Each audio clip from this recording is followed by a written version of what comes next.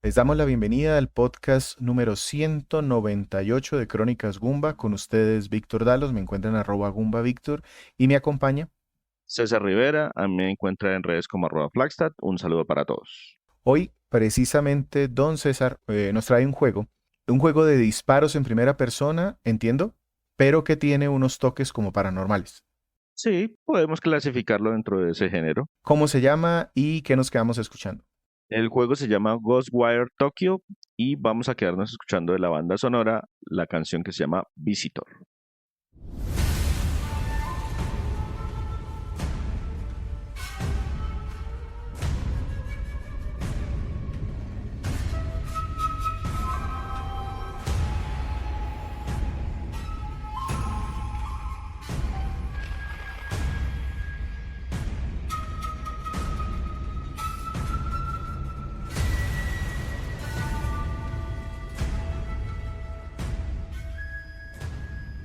Recuerden que estos podcasts los encuentran en muchísimas plataformas, gestores, en Spotify. Si nos pueden seguir, dejar comentarios, nos ayudan mucho y les agradecemos.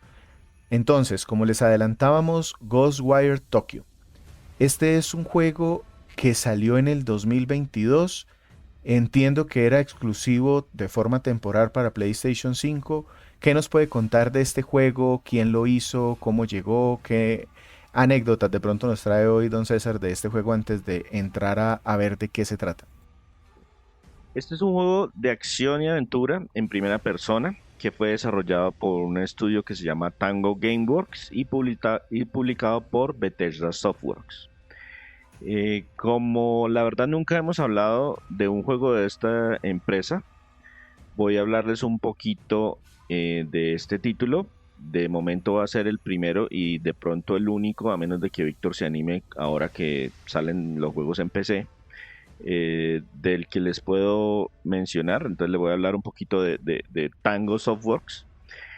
El estudio fue creado en marzo del 2010 por Shinji Mikami, un legendario productor y director de Capcom que había trabajado en muchas de sus franquicias importantes.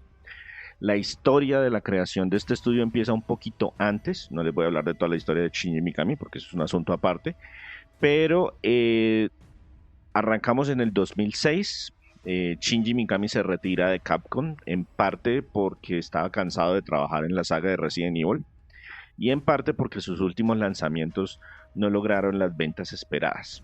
El mismo Mikami entonces en 2006 creó un estudio privado llamado Straight Story para ofrecer los servicios profesionales a compañías. Inicialmente trabajó y es también uno de los miembros fundadores de Platinum Games y también trabajó con Grasshopper Manufacture. Tango fue fundada en 2010 y fueron comprados en octubre de ese mismo año por Zenimax Media, quienes son los dueños de Bethesda. Entonces, el primer juego que fue anunciado fue por allá en el 2012, que tenía un nombre código Zwei, que significa dos en alemán, aunque internamente ellos habían dividido el grupo en varios equipos pequeños que estaban trabajando en muchos prototipos y poco a poco lo que hicieron fue que esos prototipos los fueron descartando y los fueron absorbiendo el proyecto principal. En ese momento el estudio contaba más o menos con unos 65 empleados, que es una cantidad pequeña de empleados para el tamaño de los proyectos actuales. Finalmente, en abril del 2013, The Evil Within, un juego de supervivencia y horror en tercera persona, muy parecido a Resident Evil, fue anunciado y de inmediato capturó la atención del público, precisamente porque la franquicia de Resident Evil estaba de capa caída tras la salida de la sexta entrega. La sexta entrega es muy curiosa porque fue un éxito total en ventas, pero le fue bastante mal con la crítica porque muchas personas dijeron esto ya no es un juego de supervivencia de horror, sino es acción en tercera persona y no es fiel a la saga, a la franquicia, etcétera, etcétera. Entonces todo el mundo estaba, Resident Evil murió, no nos interesa más, etcétera, etcétera. Y este Evil Within se veía como el sucesor espiritual de esta franquicia. El juego fue finalmente lanzado en octubre del 2014 Este fue el último juego dirigido por Mikami porque él decidió moverse a un rol diferente, al rol de productor ejecutivo, para darle la oportunidad de dirigir a otros miembros del estudio. Siempre había sido director, en ese juego dijo, listo, este es el último en el que yo soy director, ahora dirijan ustedes, yo voy a ser productor ejecutivo. Las ventas de esa primera entrega hicieron factibles que se hiciera una secuela. Ese se anunció en el E3 del 2017 y fue publicado en octubre de ese mismo año. Y aunque la crítica lo recibió de mejor manera, las ventas no fueron tan favorables. ¿Por qué? Pues en parte porque Capcom había como levantado de nuevo a su franquicia de Resident Evil. Otra vez se veía como un juego de horror. Entonces pues ya la competencia era un poco más apretada. En el E3 del 2019, Bethesda anunció este Ghostwire Tokyo. Solamente dijo que era un juego para la siguiente generación de consolas. En ese momento no se habían lanzado. Y que era una exclusiva, al menos temporal, para PlayStation 5 y PC. En marzo del 2021, y aún con el juego en desarrollo, Microsoft abrió la billetera y compró ZeniMax Media, que es la compañía papá de Bethesda, que es a su vez, y que es también papá de Tango, y los compró por 7.5 billones de dólares. Entonces eso convirtió a Tango en el primer estudio de desarrollo japonés de Microsoft. En 2022 el juego salió en exclusiva para PlayStation 5 y también para PC. Y pues eso era porque los acuerdos que se habían firmado de exclusividad eran anteriores a la compra de parte de Microsoft. Pero también salió el juego para Xbox. Dijeron que iban a lanzarlo en un futuro no muy lejano. Y efectivamente el juego originalmente salió en marzo del 2022 para PC y PlayStation 5.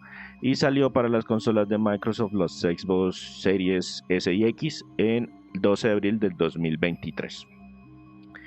En noticias más recientes, en enero del 2023, Tango y Bethesda publicaron de manera sorpresiva un juego que se llama Hi-Fi Rush, que es un juego de acción y ritmo. Y en febrero del 2023 también Shinji Mikami anunció que se retiraba de la compañía en los próximos meses, pero no dio ninguna razón o motivación. Hay especulaciones, pero no vamos a entrar en esos detalles. Y esa es la historia hasta el momento de Tango Gameworks. Que nos sorprendió a mucha gente en la industria esa despedida o ese anuncio de Mikami, porque en su historia después de Capcom él trabajó como 5 o 6 compañías moviéndose de un lado al otro, como que siempre acusa que es director y cuando dice ya aquí no me gustó la línea de trabajos se pasa a otro. Entonces ahí estuvo Clover, ahí estuvo Mikami Seeds, ahí estuvo un ratico con Platinum, luego otro ratico con Electronic Arts. Entonces sí, como que no sorprendió a mucha gente cuando él anunció que se movía. Sí, no se sabe porque algunos dicen que fue por la forma como se lanzó el Hi-Fi Rush, otros dicen que fue porque había presiones de... Bueno, hay muchas especulaciones por las razones por las que Shinji Mikami se retira, pero el tema es que sí, el fundador de Tango Gameworks se retiró se retiró estos meses de la empresa que fundó y pues no sabemos si vaya a armar otro estudio, ya sea privado para trabajar como consultor externo o otro estudio AAA que le busque, que le haga guiño guiño a alguna empresa grande que le financie su estudio de desarrollo. Y Listo. eso es lo que tengo para contarles de Tango. Ghostwire Tokyo se anunció, recuerdo yo, ¿en dónde? Recuerdo el video, debió haber sido una de estas presentaciones, no sé si fue algo de del E3. 2019 en la presentación de Bethesda. Correcto. Porque en ese momento Tango era una subsidiaria de ZeniMax y ZeniMax también era el papá de Bethesda. Entonces como Bethesda tenía su propia presentación dentro del E3, era una presentación relativamente corta, como de 40 minutos, máximo una hora, que se hacía al final del primer día y era dirigida por Todd Howard. Esa era la presentación de Bethesda que se hacía al fin. Yo sí recuerdo haber visto ese video de presentación, porque digamos que en Bethesda hay mucho juego de disparos en primera persona. Y este era pues como que uno más desde esa presentación. pero tenía un tinte primero, pues que era desarrollado por un estudio japonés, que eso ya le da una, digamos que identidad diferente, y lo que se veía en pantalla también era bastante diferente, porque mezclaba como estos demonios o estos fantasmas que se acostumbran en ese cine oriental con un juego de disparos en primera persona. Cuénteme cómo metemos esto y qué historia nos cuentan para hacernos jugar. Listo. Entonces la trama o la historia empieza con nuestro protagonista que sufre un accidente en su moto mientras va de camino a visitar a su hermana que está hospitalizada. Luego vemos entonces, cambia la perspectiva a otra entidad, también como en primera persona, y lo que vemos es que se acerca a nuestro cuerpo y somos poseídos por un espíritu. Recuperamos la conciencia del accidente, vemos que como una parte de nuestra cara está como en sombras, como un humo negro, y que nuestra mano está siendo controlada por ese espíritu. Y en ese momento pues también se nos acercan algunos curiosos de que oye, el accidente, que qué pasó, que no sé qué.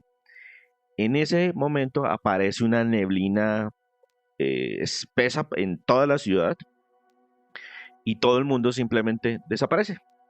Todos los que venían a acercarse a preguntarnos el señor que se estrelló con nosotros y todo eso, simplemente desaparece, queda la ropa ahí tirada en el suelo y pues a nosotros nos pasa lo mismo. En ese momento aparece un sujeto con una máscara de Anya. No sé si de pronto reconozcan esas máscaras, pero son unas máscaras y de pronto se vieron el anime de Rurouni Kenshin, ya sea la versión original del 90 y no sé cuántos o la versión del 2023. Es uno de los personajes, uno de los enemigos de Kenshin, que tiene una máscara que es una máscara blanca, con la boca entreabierta, con unos ojos como vacíos, con unos cuernos hacia arriba. Esa es una máscara de Anya y es una máscara que en el teatro japonés representa normalmente a un demonio.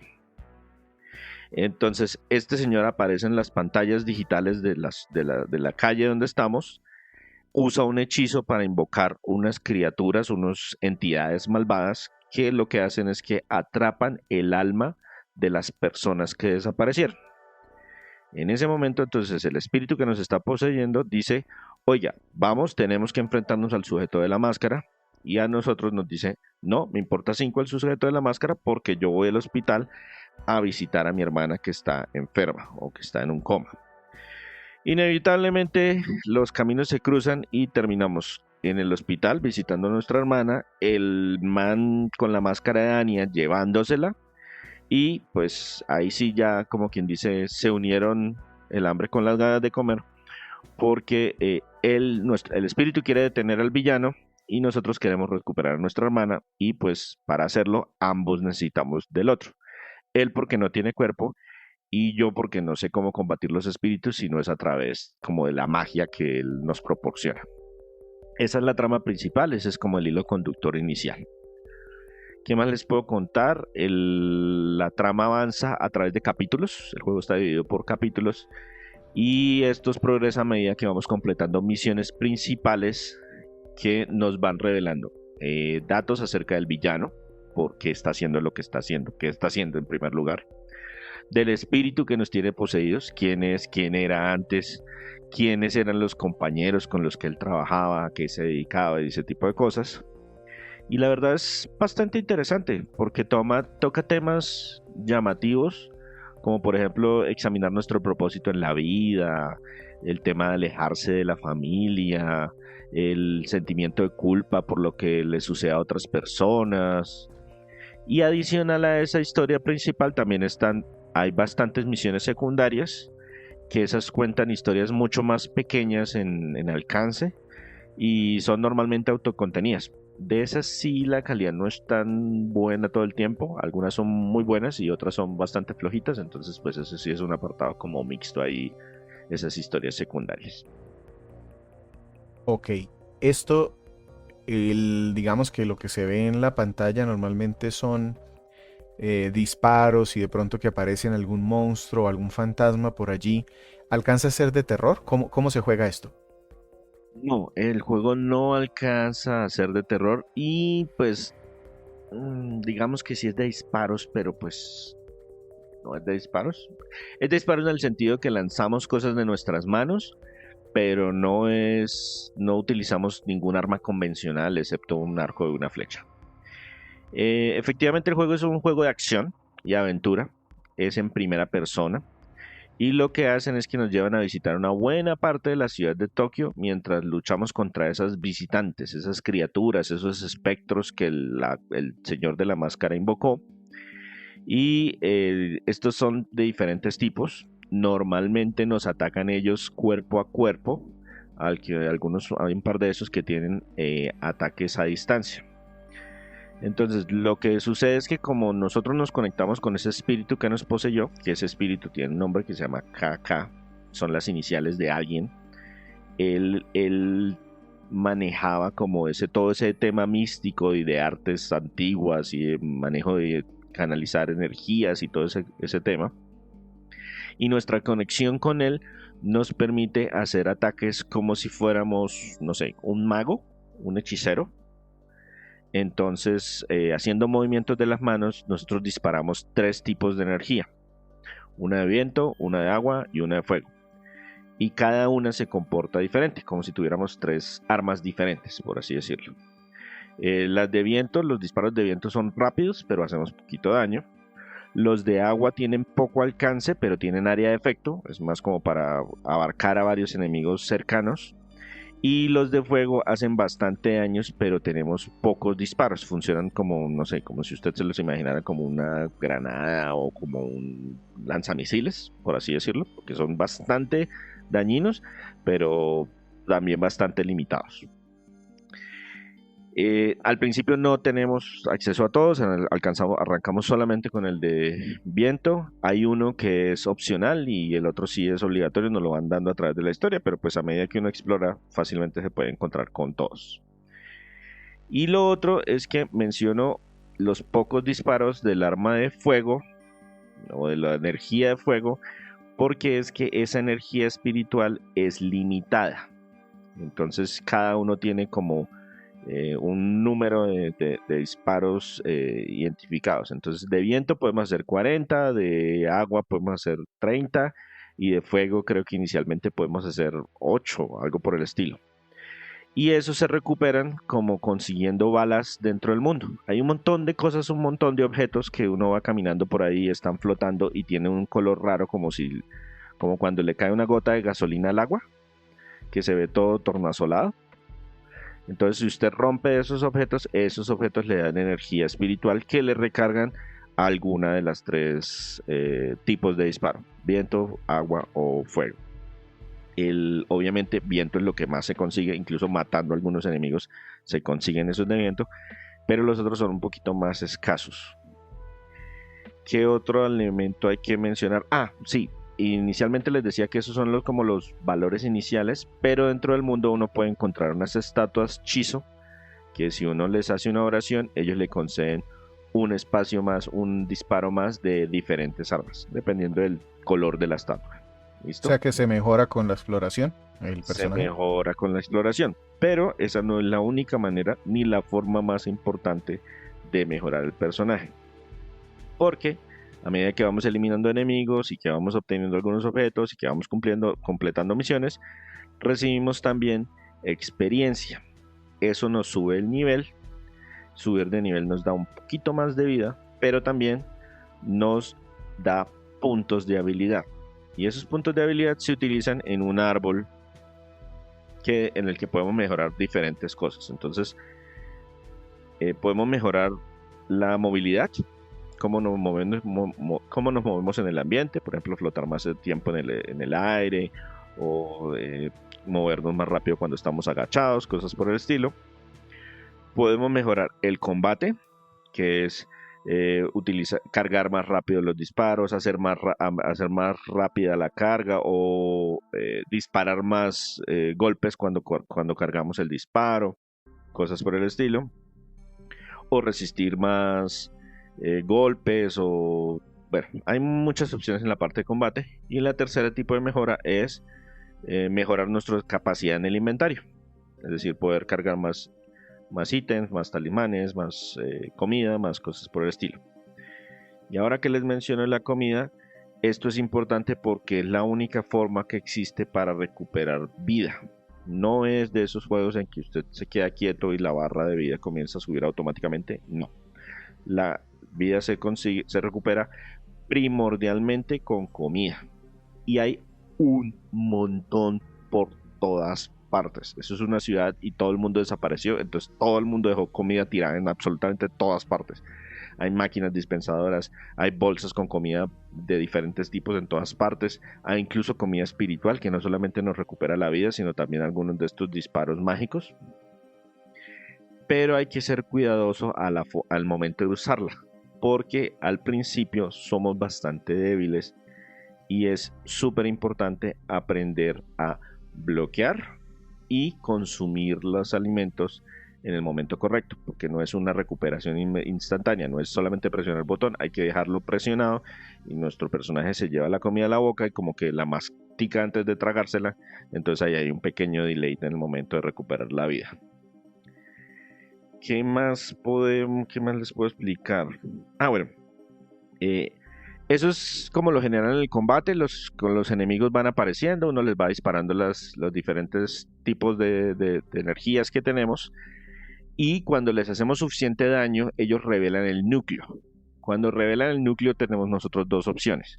O les seguimos disparando y ellos se mueren, o les absorbemos el núcleo, que es como lanzamos como un hechizo, como un movimiento en las manos en las que le generamos un hilo de nuestras manos al núcleo y lo jalamos hasta que lo quitamos. Y eso nos permite, hay una forma, con una de las mejoras, también recuperar un poquito de vida y también recuperar algunas de las energías con las que disparamos. Es una forma muy eficiente de recuperar balas. ¿Qué es lo que pasa? Si no, por ejemplo, estamos rodeados o son varios enemigos, pues no podemos tratar de hacer eso porque los enemigos de inmediato se nos vienen a tratar de interrumpirnos esa ruptura de núcleo. Entonces pues tenemos que ser cuidadosos, mirar cuándo es mejor simplemente seguir atacando. Y si dejamos que pase demasiado tiempo sin quitarles el núcleo, ellos se van recuperando poco a poco y vuelven a estar activos y vuelven a seguirnos atacando. Entonces ese es el otro elemento como importante dentro del combate. Y lo otro ya es relacionado directamente con la exploración. El juego se desarrolla en un mundo abierto, pero no todo está disponible desde el inicio, porque esa niebla que apareció al principio, que les comentaba en la intro, pues cubrió toda la ciudad y si nos acercamos nos hace daño. Entonces, ¿qué es lo que tenemos que hacer? Para liberar un área o para limpiar un área de esa niebla, tenemos que encontrar un altar. Esos altares normalmente hay algunos enemigos a los alrededores. Una vez los eliminamos, como que rezamos frente a ese altar y eso nos despeja algunas cuadras o algunos bloques de la ciudad. Y estos, como el juego se divide por capítulos, no podemos accederlos todos desde el inicio. Entonces, de hecho, el primer capítulo es muy lineal, no parece que fuera un juego de mundo abierto. Cuando ya estamos sobre el segundo, entre el segundo y el tercer capítulo, ahí sí ya dicen, miren, este altar está dentro de su acceso, este altar está dentro de su acceso. Y entonces cuando uno se acerca a ese altar, libera un área y dice, mire, y aquí le creo este caminito para poder acceder a este otro altar que está más adelante. Y en ciertos momentos nos dicen, miren, ya no hay más altares en este capítulo. O sea, no nos lo dicen, pero uno puede ver el mapa y claramente le dicen, sí, ya no hay más altares, ya no puedo liberar más áreas, me toca completar las misiones principales para pasar al siguiente capítulo para que se me abra otro poquito del mapa. Entonces, yo tuve un problema con ese ritmo de juego porque se me hace que es como muy restrictivo al principio y al final se desborda. Entonces al principio, lo que les decía, el primer capítulo parece prácticamente lineal.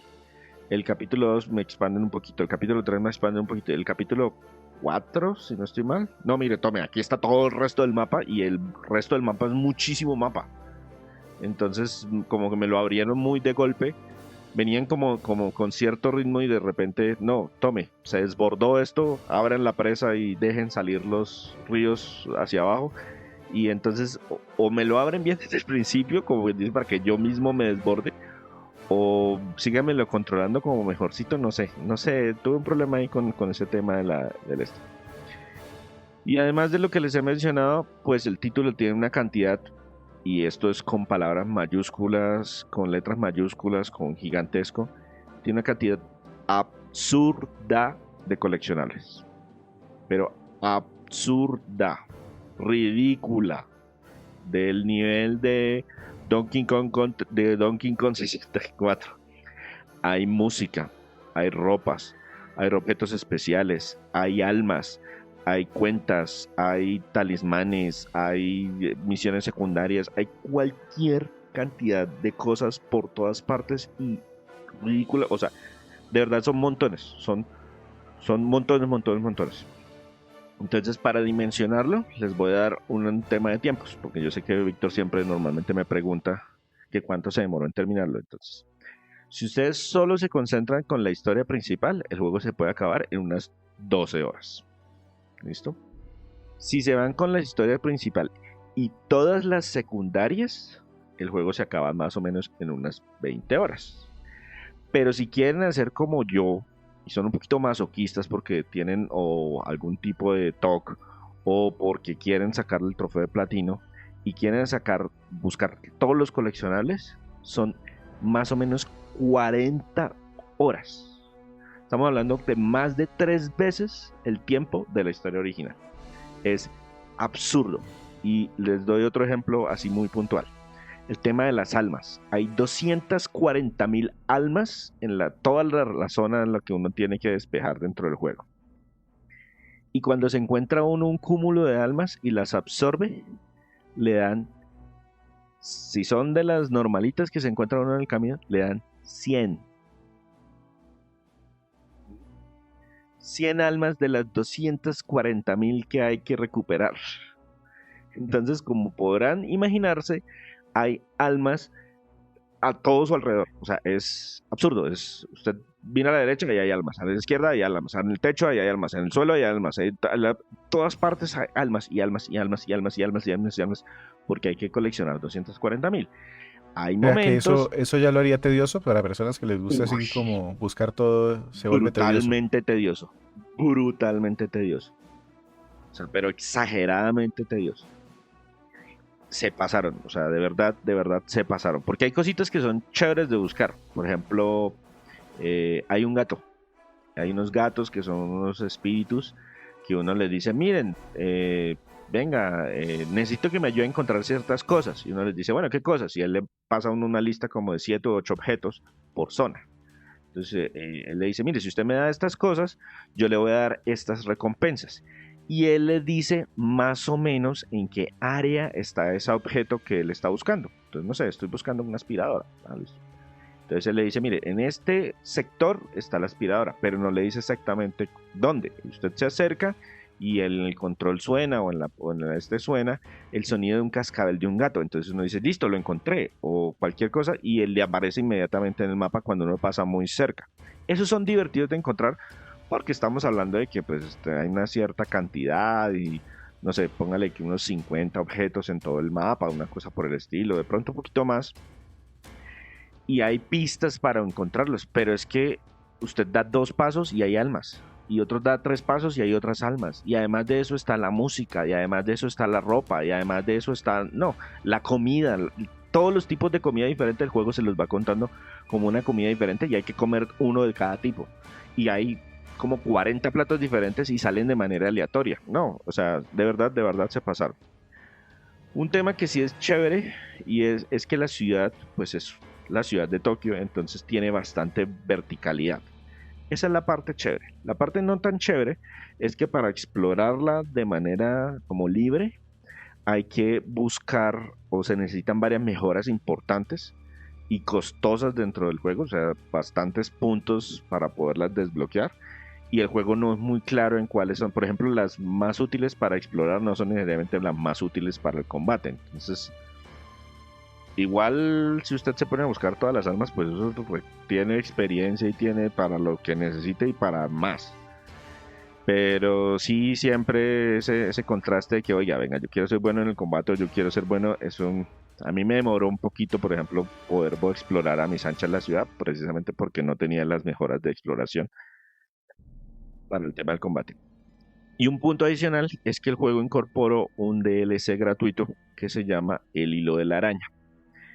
Este está integrado en el juego principal. Lo que hacen es que le abren un poquito, en uno de los capítulos le abren un área adicional de la ciudad que antes no se podía explorar. Y ese tiene misiones secundarias que de verdad apelan al terror y dan algo de miedo. Porque en el juego, pues los fantasmas son enemigos, comunes y corrientes. La mente no da miedo. Hay un par de sustos y aquí y allá, o que momentos en que se siente el ambiente como tenso, pero igual pues digamos que tengo todas las armas o todas las herramientas para eliminar los enemigos. Entonces realmente el juego tiene esa ambientación de fantasmas, pero realmente no es ni un juego de terror, ni es un juego de miedo, simplemente es que está ambientado en el mundo de lo espiritual, que eso es un tema muy común en Japón, porque ya los fantasmas no necesariamente todos son malos, hay espíritus y hay espíritus para cualquier cosa, los yokai, todo ese tema lo cuentan y lo explican y no sé qué. Entonces, ese contenido descargable del hilo de la araña es una sección, fue el único pedacito que de verdad lo jugué como, uy, esto me puso los nervios de punta y me erizó y me puso nervioso y Dios mío, hija mía, por favor retírate porque esto te puede estar traumando. Pero fue el único pedacito y es muy chévere esa parte del contenido descargable. Entonces sí les recomiendo que se jueguen esas misioncitas si tienen la oportunidad. En el capítulo que les dan, esas misioncitas secundarias tienen un icono diferente, entonces uno sabe cuáles son las que pertenecen al DLC del hilo de la araña. Me contaba entonces que esto tiene aquí una ambientación. Gráficamente, ¿esto cómo lo vio? Como ya nos decía, va para las consolas de actual generación y PC. Entonces me esperaría que esa parte por lo menos sí llame la atención. Sí, el tema de la actual generación se nota, aunque también se ven elementos de diseño de la generación anterior. Es como un título intergeneracional que no tiene la versión viejita, solamente la versión nueva. Entonces el estilo visual es hiperrealismo, que les quedó muy bien en todo lo que se refiere al modelado de la ciudad, la iluminación, los objetos inanimados o todo lo que tiene que ver con elementos fantásticos, genial. Cuando ya, por ejemplo, vemos los modelos de los personajes y las animaciones de los mismos, sobre todo, por ejemplo, en esas que la cámara la sacan a tercera persona para mostrar a nuestro personaje y a los otros poquitos que aparecen a través de la trama, ahí ya se ve como, ahí se le notan los elementos que vienen como de la generación anterior, como por ejemplo el trabajo de las texturas de la piel o de las telas, no es como de la mayor calidad.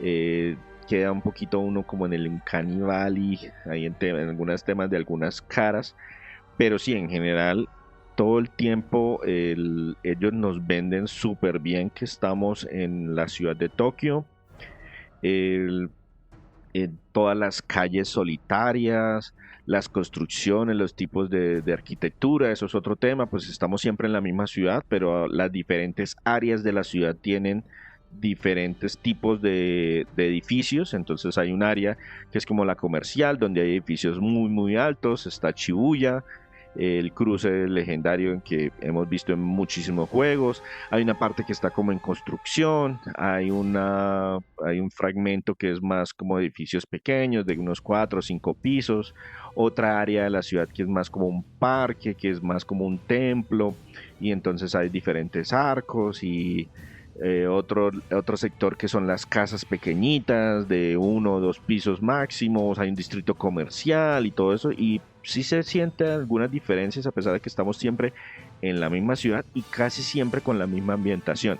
El juego ocurre todo de noche con muchísima iluminación de fuentes artificiales, entonces están las lámparas, las luces de los carros, las luces de los diferentes comercios, los pancartas o los carteles que se iluminan también con diferentes elementos de diferentes distritos, y eso les quedó muy muy bien hecho.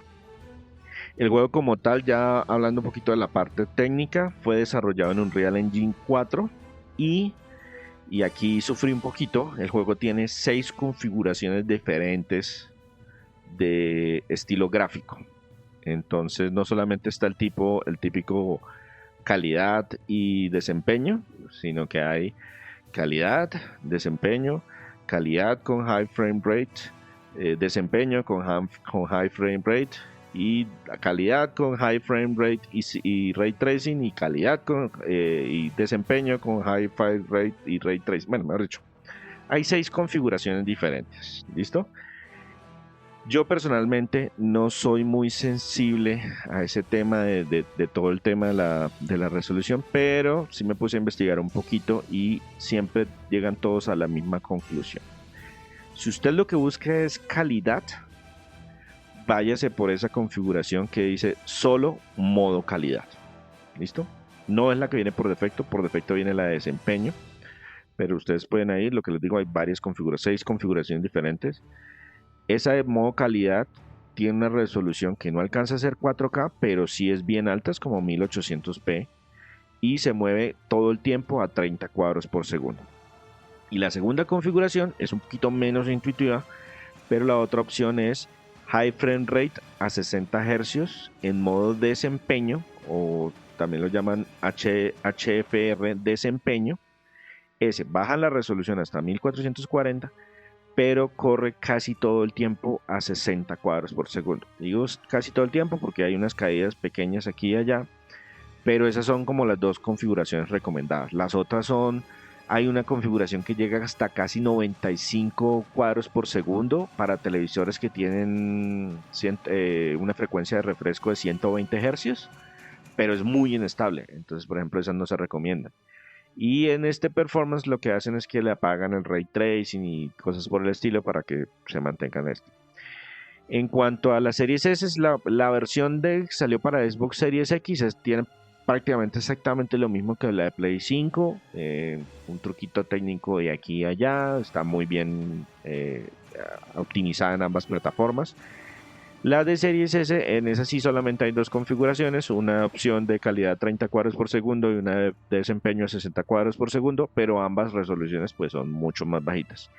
Y en PC, pues a los niños de PC les encanta ponerse a jugar con las configuraciones, entonces aquí ahí se pueden activar Ray Tracing, DLSS y un montón de letras y siglas que no conozco. Desafortunadamente este juego tiene varias críticas en PC. Una de ellas es que le pusieron este sistema antipiratería de Denuvo y normalmente los juegos acusan que cuando está activado este sistema les afecta mucho el desempeño. Entonces sí es algo exigente en cuanto al tipo de equipo que necesitan. Sí, hay bastantes configuraciones y como les digo hay bastantes opciones de activar y desactivar. Se ve muy bonito con Ray Tracing. Por eso le digo que si a ustedes no les importa jugar a 30 cuadros de segundo, el modo de calidad se ve precioso porque como todo el tiempo estamos de noche, hay todas estas efectos de luces, de neón, de luz artificial, hay muchísimos reflejos y el tema de que a cada rato llueve dentro de la ciudad, los efectos sobre los charcos, o sea, se ve muy muy bonito todo cuando le activan el Ray Tracing. Entonces, esa es una opción. Váyanse por Quality y activen Ray Tracing si su máquina lo soporta. Y si no, pues entonces sacrifíquenlo todo y váyanse por un frame rate estable al número que a ustedes les dé su equipo en cualquiera de los casos. Ya sea una consola que les da 60 cuadros o una de estos máquinas que les puedan dar muchísimo más. Pero traten de mantenerlo más o menos estable en numerito alto. ¿Y este es uno de esos juegos para jugar en japonés? ¿O cómo lo puso usted? Definitivamente. La verdad, por la trama, la ambientación, la localidad, en mi cerebro solo podía poner el juego en japonés. O sea, eso es como que un juego suceda, no sé, así como jugué Plague Tale, que pues es francés porque pues es Francia. Esto es japonés con ambientación japonesa, con espíritus japoneses desarrollados en Japón, con, o sea, más japonés para donde hasta el mismo título le dice, mire, esto es Tokio. Entonces sí, lo que todo el tiempo en japonés y cuenta con un excelente reparto. La verdad son actores reconocidos que han trabajado en muchas series de anime e incluso algunos han trabajado en películas en cine. En inglés lo que hice fue, nunca lo coloqué en inglés, pero sí vi algunos videos. Se me hizo que estaba bien, el doblaje es bueno, no son actores tan reconocidos o tan famosos, pero pues son actores que tienen algún tipo de trayectoria. Y igual lo que sí dejé fue los subtítulos, eso me dejaron elegirlos. Él toma por defecto lo de la configuración, pero también se pueden cambiar en cualquier momento. Tienen un montón de opciones de subtítulos y de menús. Y afortunadamente también está la opción de español latino. Entonces lo manejé con subtítulos en español latino y voces en japonés. En cuanto al otro aspecto que es relacionado con el sonido, es la banda sonora. Esta fue compuesta por Masatoshi Yanagi, que había trabajado en otros títulos también de tango. Y la verdad, se me hace que no le explicaron bien qué tipo de juego era. Porque la música es como muy ambiental, muy relajada. Muchos instrumentos muy característicos de Japón. Esas guitarras de 2 o 3 cuerdas, campanas y tambores, pero no son tambores ni campanas ni guitarras movidas, son más bien relajadas, como si quisiéramos alcanzar un estado más allá, vamos a elevar nuestro espíritu y alcanzar el nirvana. Y aunque suena bien, no me gusta cómo acompaña la acción del juego. El juego es un poquito más frenético en cuanto a su combate. Sí, parece un juego de disparos en primera persona. Y el combate, más o menos, pues los enemigos siempre tratan de acercarle a uno, entonces uno tiene como el espacio y uno hace los movimientos de las manos. Eso me olvidó mencionarlo, pero es muy chévere los movimientos que hace uno en las manos, como si estuviera, no sé si de pronto vieron alguna vez Naruto, una serie de esas que parece que uno estuviera haciendo un jutsu, un movimiento con las diferentes con las manos para lanzar los diferentes poderes. Está muy, muy, muy bien animado, pero cuando hay combate se me hace que no acompaña bien la acción, como que es demasiado relajada para lo que está pasando. Entonces, aunque es buena, no me llamó mucho la atención y se me hace que se pierde un poco en todo lo que uno está jugando. Entonces, escuchemos algo de esta música relajada, a ver cómo nos parece para que ya nos diga su resumen de lo que le gustó y lo que no de este Ghostwire Tokyo. Listo, los voy a dejar escuchando una canción que se llama Exorcising the Fog.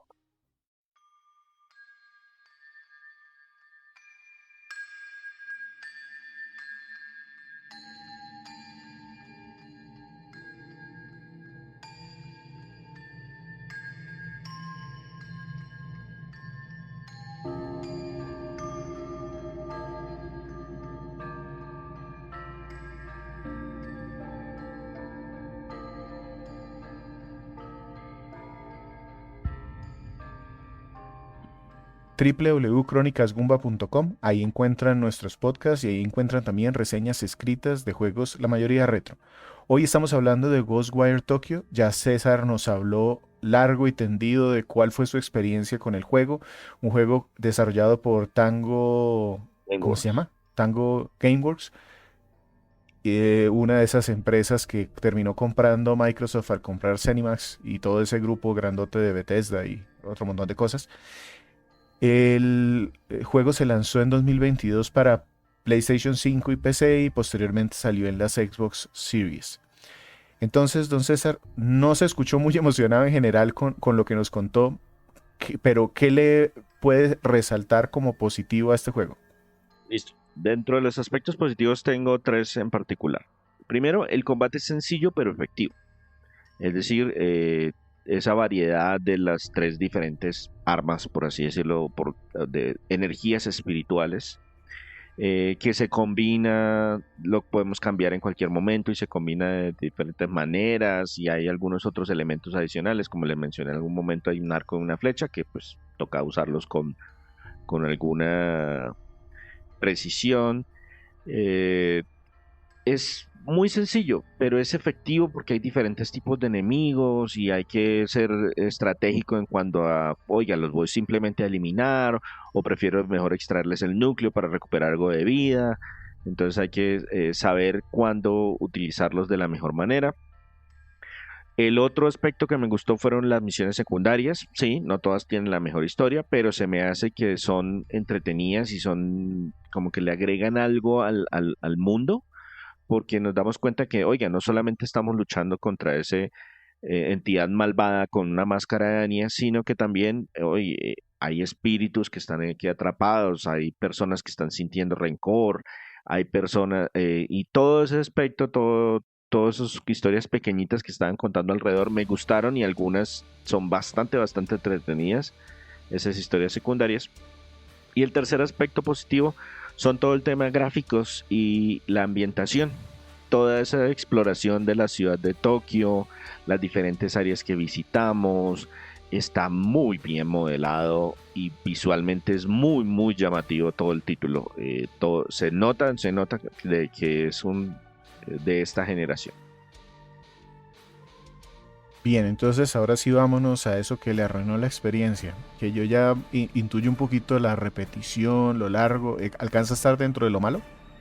Sí, también tengo tres aspectos negativos. El primero es todo el tema del ritmo y la exploración. Ese tema de que no son capaces de decidirse muy bien en qué momento es un juego más lineal y en qué momento nos vamos a volver un juego de mundo abierto. Ese ritmo y esa exploración, la forma como hubo de exploración, me parece que está dentro de lo malo.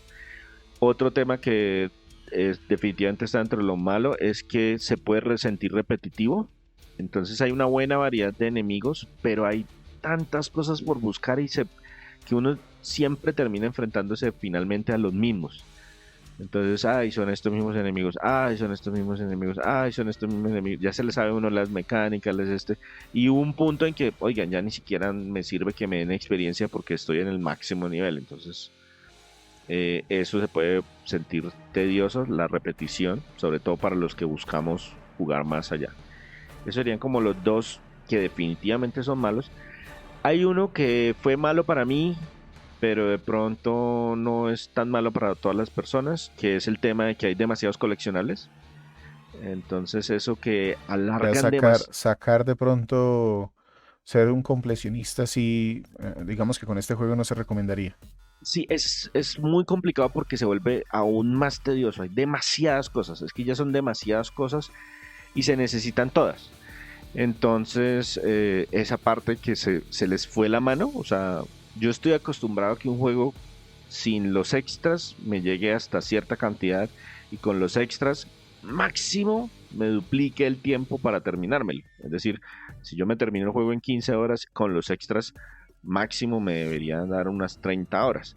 Aquí estamos hablando de que el juego solo para terminarlo son 12 horas y para hacerle todos los extras estamos hablando de más de 3 veces el tiempo, entonces ya se me hizo como exagerado. Y hay dos temitas adicionales que me gustaría mencionar, que de pronto no son necesariamente ni buenos ni malos, pero pues hay que tenerlos en cuenta a la hora de tomar una decisión. Uno, la trama es buena, pero se me hace que se diluye un poquito con todo ese relleno y con todas esas cosas por buscar, entonces termina uno demasiado distraído por otras cosas y esa trama que es muy buena y muy entretenida se va diluyendo por los caminos. Y lo otro, lo que ya les mencionaba, que los enemigos tienen unos diseños muy chéveres, pero son relativamente poquitos para la gran cantidad de horas que tienen que cubrir. Entonces ellos tratan de hacer el esfuerzo de decirle, miren, al principio usted solamente va a enfrentar contra estos 3 tipos de enemigos. Y en el siguiente capítulo le agregan 2 tipos más. Y en el siguiente 2 tipos más. Pero agregarle 2 o 3 tipos por capítulo son muy poquitos al final. Al final en total son como 30 tipos de enemigos diferentes. Y varios de esos son evoluciones de enemigos que ya conocía de antes. Eso sería como los puntos. Listo, entonces ya con esto y redondeando en general, primero quisiera preguntarle si tiene que comparar este juego o dar recomendaciones de cosas parecidas, mejores o peores. ¿Cuáles serían? Yo encontré 3 títulos que hemos reseñado o bueno, más de 3 títulos, pero la verdad traté de bajarlo solamente a 3, que tienen un aire similar al de este juego. Entonces, digamos que por temas de atmósfera o por temas de ambientación, juego se me hizo un poquito parecido a Prey, un juego también en primera persona. Ujú. Pero de ese También, tenemos una reseña súper positiva, un podcast. exactamente. Este se me hizo parecido en cuanto a ambientación. Ese tema de que no es necesariamente horror, pero hay cosas por ahí que nos están, Tensión. Ujú. exactamente, que generan tensión, que el combate no es como lo más importante, sino más la exploración y buscar las diferentes cositas. Entonces ese por ese lado se me hace un poquito parecido. Otro que podría sentirse algo similar es Far Cry, cualquiera de los Far Cry, por lo menos de los 3 que hemos reseñado, 4, 5 o Pero 6. más por ese tema de mundo abierto, ¿cierto? Más por el tema de mundo abierto, también en primera persona, también con un montón de coleccionables y de historias secundarias. Entonces es más por ese lado, aunque el combate en ese es mucho más frenético y más tradicional, por así decirlo. Y el otro que se me hace más como por la ambientación, por la temática, es curiosamente, digamos que es el menos parecido, pero también quiero mencionar el juego de Scarlet Nexus. Por lo japonés y las calles y eso. Por la ciudad, por toda la temática de los poderes especiales, de las habilidades, de todo este cuento de que son psíquicos y este. Entonces por ese también se me hace que tiene algún aire. Es el que menos se parece de los 3 que les mencioné, pero digamos que esos serían algunas alternativas, por ejemplo, si quisieran jugar a Probar algo algo parecido. Ujú. probar algo parecido, sí señor. Listo, entonces ya después de haber dicho todo esto, ¿en dónde quedarían nuestras recomendaciones? Yo diría que es un alquilable relativamente altico. Eh, Tiene sus problemas, tiene problemas sobre todo en la parte de ritmo y en algo de la repetición, pero también tiene buenas bases, o sea, es técnicamente sólido, la ambientación es muy chévere, la temática y la historia es entretenida. Entonces yo lo pondría en un alquilable sin ningún problema. Yo de hecho lo conseguí por casualidad, porque lo tenía en mis posibles compras y apareció un descuento salvaje y pues dije, no, pues es ahora o nunca. Eso. Y Para quienes de pronto no están familiarizados con estas recomendaciones que nosotros damos, es pensando, por ejemplo, en que lo pongan en alguna de estas plataformas o que, por ejemplo, en el Game Pass de o hecho en la el juego plataforma de... está en Game Pass. Acuérdense que Ujú. Microsoft compró a Zenimax, que a su vez era la que había comprado a Tango, y también a Bethesda, que es el que publica este juego. Y precisamente todos los juegos de estas compañías y están en Game Pass y no están en Game Pass por un tiempo limitado, no. Este juego es uno de esos juegos que va a estar en Game Pass por siempre. Ujú. Entonces, Entonces, digamos que esa es como la recomendación. Si está ahí, si tiene una plataforma y lo pueden alquilar, pues es eso. Ya no es las alquileres de nuestra época de ir al centro, al videocentro, alquilarlo, pero tenemos un servicio parecido. O como en el caso que comentaba César, un alquiler también puede ser conseguirlo con un muy buen descuento, tanto que no sea pagar el precio full, sí, igual está bien. yo lo conseguí en versión física en poquito menos de $25. Bien, entonces con esto cerramos Ghostwire Tokyo. Muchas gracias, don César. Yo aprovecho aquí para recomendarles de nuevo que se suscriban al gestor de podcast que tengan. Nos sirve mucho. Esperamos escuchar sus comentarios y me despido. Soy Víctor Dalos. Me encuentran en @GumbaVictor y muchas gracias por escucharnos el día que haya sido hoy. Yo aprovecho este espacio para recomendarles sobre todo Spotify.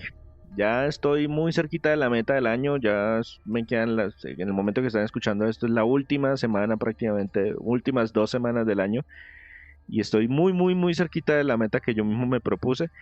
Cuando estemos haciendo el podcast de cierre del 2023 van a escuchar los resultados, pero de verdad, si tienen la posibilidad de seguirnos o de suscribirse en Spotify, es completamente gratis, solamente es darle follow para que les lleguen las alertas de nuestros nuevos episodios. y también me despido. César Rivera, me encuentran en redes como @Flagstad. Un saludo para todos.